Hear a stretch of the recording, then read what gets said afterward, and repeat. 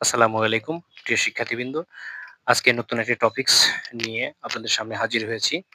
আজকের টপিকসটি হচ্ছে যত তত থাকলে অঙ্কের মাঝে যত তত থাকলে আমরা অঙ্কটি কিভাবে বের করব? সঠিক উত্তর কি করে বের করব? প্রিয় শিক্ষার্থীবৃন্দ, আমরা স্ক্রিনে যে অঙ্কটি দেওয়া আছে এটির মাধ্যমে সূত্র প্রয়োগ করে অঙ্কটি সহজ আকারে করার চেষ্টা করব ইনশাআল্লাহ। তাহলে প্রিয় শিক্ষার্থী, এখানে একটি অঙ্ক দেওয়া আছে, একটি সংখ্যা ৭৪২ থেকে যত বড়, ৮৩০ থেকে তত ছোট, তাহলে সংখ্যাটি কত? প্রিয় শিক্ষার্থীবৃন্দ, এরকম অঙ্ক থাকলে কোনো দিকে না তাকিয়ে চোখ বন্ধ করে দুটি সংখ্যা যোগ করে দেন। প্রথমে কি করবেন? দুইটি সংখ্যা যোগ করে দিবেন। দুইটি সংখ্যা এখানে আছে কত? ৭৪২ এবং ৮৩০। দুটি সংখ্যা যোগ করে দিবেন। যোগ করার পরে কি করবেন? ২ দ্বারা ভাগ করে দিবেন। ২ দ্বারা ভাগ করে দিলে যে সংখ্যাটা আসবে সেটি হচ্ছে মূলত। প্রিয় শিক্ষার্থীবৃন্দ, এখানে ৭৪২ এবং ৮৩০ যদি যোগ করি তাহলে আমরা ১৫৭২ সংখ্যাটি পাবো এবং এটাকে ২ দ্বারা ভাগ করলে আমরা পাবো ৭৮৬ সংখ্যাটি।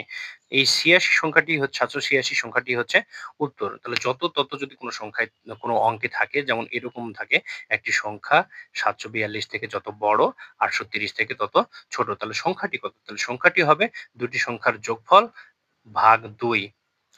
দুটি সংখ্যার যোগফল ভাগ ২। তাহলে এই দুটি সংখ্যা চোখ বন্ধ করে যোগ করে দিবেন। তারপরে ২ দ্বারা ভাগ করে দিয়ে যে সংখ্যাটা আসবে সেটি হচ্ছে উত্তর।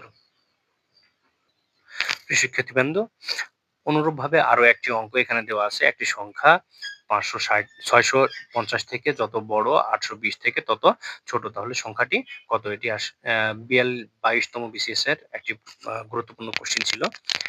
প্রিয় শিক্ষার্থীবৃন্দ, আগের নিয়ম অনুযায়ী তাহলে ৬৫০ প্লাস ৮২০ ভাগ ২ ইকুয়াল টু, এটাকে যোগ করলে যে সংখ্যাটি আসবে সেটি হচ্ছে ১৪৭০ এবং ২ দ্বারা ভাগ করলে আসবে ৭৩৫। তাহলে মূলত ৭৩৫ই হচ্ছে উত্তর। এ ধরনের অঙ্ক অত্যন্ত সহজ, যদি একটু আমরা মাথা খাটিয়ে করতে পারি। তাহলে একটি সংখ্যা ৬৫০ থেকে যত বড় এবং ৮২০ থেকে তত ছোট, তাহলে এই যত বড় তত ছোট থাকলে সংখ্যা দুটি যোগ করে ২ দ্বারা ভাগ করলেই মূল যে সংখ্যাটা পাওয়া যাবে সেটি হচ্ছে উত্তর। প্রিয় শিক্ষার্থীবৃন্দ, আরো একটি অঙ্ক এখানে দেওয়া হলো। একটি সংখ্যা ৭৫৭ থেকে যত ছোট, ৫৫৫ থেকে তত বড়, সংখ্যাটি কত? আশা করি অঙ্কটি আপনারা বাড়িতে করবেন এবং কমেন্টে উত্তর জানিয়ে দিবেন। সে পরবর্তী ক্লাস পর্যন্ত সুস্থ থাকবেন, সুন্দর থাকবেন। আশা করি ভালো থাকবেন ইনশাআল্লাহ।